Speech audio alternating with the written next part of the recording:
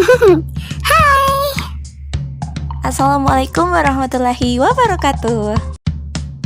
Perkenalkan, nama saya Delsi Degobel, NIM 153420007,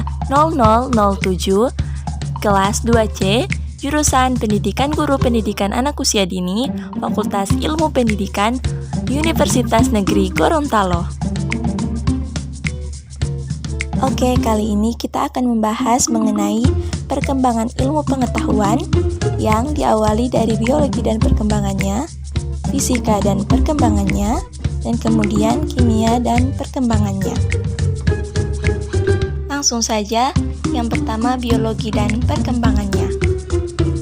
Sebutan biologi berasal dari kata dalam bahasa Yunani, bios yang berarti kehidupan dan logos yang berarti ilmu. Kemudian, biologi adalah ilmu kehidupan. Biologi yaitu ilmu yang mempelajari tentang kehidupan makhluk hidup beserta dengan struktur dan fungsinya. Selain itu, biologi adalah ilmu yang mempelajari tentang sel, genetika, alam, patologi penyakit, siklus pertumbuhan makhluk hidup, dan ketergantungan antar makhluk hidup, dan lain-lain. Selanjutnya, masih dengan materi yang tadi, ini adalah pendapat para ahli yang mendefinisikan tentang biologi. Yang pertama dari Deswati Forkonita, ia menyatakan bahwa biologi yaitu ilmu yang mempelajari serta mengkaji mengenai segala sesuatu yang berhubungan dengan makhluk hidup dan lingkungannya. Yang kedua, dari Victor Ferdinand P. menyatakan biologi yaitu ilmu yang mempelajari tentang makhluk hidup dan lingkungannya. Dan yang ketiga, John G. Kemeny menyatakan bahwa biologi yaitu semua pengetahuan yang dikumpulkan dengan menggunakan metode ilmiah dan merupakan hasil dari sebuah proses yang dibuat dengan menggunakan metode tersebut. Selanjutnya, perkembangan ilmu biologi. Sejarah biologi dan peradaban dunia memberikan gambaran tentang makin pesatnya perkembangan ilmu ini. Petunjuk tentang sejarah perkembangan biologi dapat diperoleh dari situs Assyria dan Babilonia tahun 3500 sebelum Masehi. Dari sisa-sisa peninggalan sejarah menunjukkan bahwa penduduk Assyria dan Babilonia telah melakukan aktivitas bercocok tanam dan menerapkan ilmu pengobatan. Selain itu, mereka juga mulai mempelajari anatomi untuk tujuan pengobatan. Bangsa Mesir mulai mempraktikkan biologi dan ilmu pengetahuan sejak tahun 2000 sebelum Masehi, yaitu kebudayaan dan kebiasaan bangsa ini yaitu mengawetkan mayat atau mumi dengan ramuan sejenis balsam yang dibuat dari tumbuh-tumbuhan. Bagaimana mungkin mereka dapat melakukannya tanpa pengetahuan yang baik mengenai tumbuh-tumbuhan? Bangsa Cina kuno juga telah mengenal berbagai tanaman obat sejak 2800 tahun sebelum Masehi.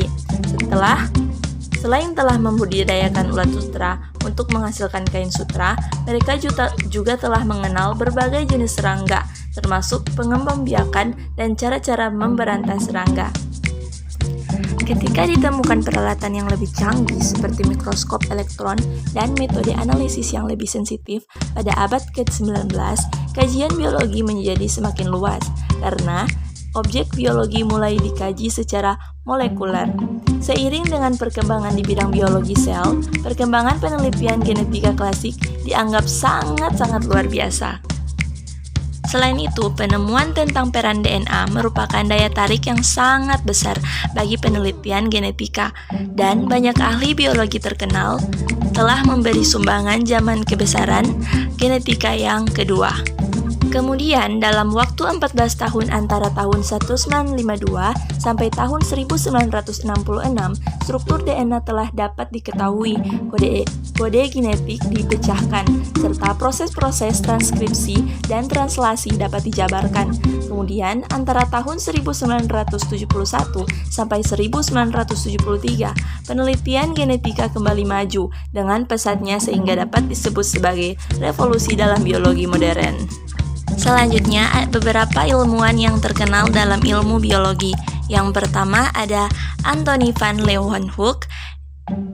Ia lahir pada 24 Oktober 1632 dan wafat pada tanggal 30 Agustus 1723. Beliau adalah ilmuwan Belanda yang berasal dari Delft. Ia disebut sebagai bapak biologi dan dianggap sebagai mikrobiologi pertama. Ia terlahir sebagai putra pembuat keranjang. Ia juga terkenal atas pengembangan mikroskop dan kontribusinya terhadap didirikannya mikrobiologi. Ia juga adalah orang yang pertama mengamati dan mendeskripsikan organisme bersel satu. Yang kedua ada Gregor Mendel. Gregor Mendel lahir di Heinsius pada tanggal 20 Juli 1822 dan wafat di Brno 6 Januari 1884 pada umur 61 tahun. Ia adalah seorang rahib Katolik yang juga mengajar di sekolah. Rasa ingin tahunya yang tinggi menuntun dia melakukan pekerjaan persilangan dan pemurnian tanaman ercis. Melalui percobaannya ini, ia menyimpulkan sejumlah aturan atau hukum mengenai pewarisan sifat yang dikenal dengan nama hukum pewarisan Mendel. Yang ketiga ada Robert Koch. Ia adalah seorang ilmuwan dari Jerman yang merupakan pendiri ilmu bakteriologi kedokteran modern. Ia berhasil mengisolasi beberapa bakteri penyebab penyakit termasuk TBC, serta menemukan hewan-hewan pembawa penyakit berbahaya. Ia menjadi terkenal setelah menemukan bakteri antraks, Bacillus anthracis, pada tahun 1870-an. Ia memperoleh penghargaan Nobel dalam bidang fisiologi kedokteran untuk penemuan bakteri TBC pada tahun 1905. Bahasan yang kedua, fisika dan perkembangannya. Pengertian fisika. Pengertian fisika yaitu berasal dari kata fisik yang artinya yaitu alam. Jadi ilmu fisika yaitu sebuah ilmu pengetahuan di mana di dalamnya mempelajari tentang sifat dan fenomena alam atau gejala alam dan seluruh interaksi yang terjadi di dalamnya. Untuk mempelajari fenomena atau gejala alam, fisika menggunakan proses dimulai dari pengamatan, pengukuran, analisis, dan menarik kesimpulan. Sehingga prosesnya lama dan berbuntut panjang, namun hasilnya bisa dipastikan akurat karena fisika termasuk ilmu eksak yang kebenarannya terbukti. Fisika adalah ilmu yang mempelajari gejala-gejala alam dari segi materi dan energinya. Fisika adalah bangun pengetahuan yang menggambarkan usaha, temuan, wawasan, dan kearifan yang bersifat kolektif dari umat manusia. Sedangkan menurut Mundilarto, fisika sebagai ilmu dasar memiliki karakteristik yang mencakup bangun ilmu yang terdiri atas fakta, konsep, prinsip, hukum, postulat, dan teori, serta metodologi keilmuan. Fisika adalah ilmu yang terbentuk melalui prosedur baku atau biasa disebut sebagai metode ilmiah. Selanjutnya, perkembangan ilmu fisika. Periode pertama. Dalam periode pertama ini, belum ada penelitian yang sistematis. Pada zaman ini, manusia mulai mengembangkan ilmu pengetahuan menggunakan pola pikir. Ilmu pengetahuan berkembang dengan adanya pengamatan, pengalaman, dan pemikiran yang terbatas. Periode kedua. Pada periode kedua ini, mulai dikembangkan metode penelitian yang sistematis dengan Galileo dikenal sebagai pencetus metode saintifik dalam penelitian. Galileo memperbaiki teori-teori sebelumnya untuk menghasilkan mekanika. Dalam mekanika selain hukum-hukum Newton, dihasilkan pula persamaan Bernoulli, teori kinetik gas, vibrasi transversal, dari batang ke kekekalan, momentum, sudut, persamaan Lagrange. Periode selanjutnya yaitu periode ketiga. Pada periode ini diformulasikan konsep-konsep fisika yang mendasar yang sekarang kita kenal dengan sebutan fisika klasik. Dalam periode ini, fisika berkembang dengan pesat, terutama dalam mendapatkan formulasi-formulasi umum dalam mekanika, fisika panas, listrik magnet, dan gelombang yang masih terpakai sampai hingga saat ini. Selanjutnya ada periode keempat.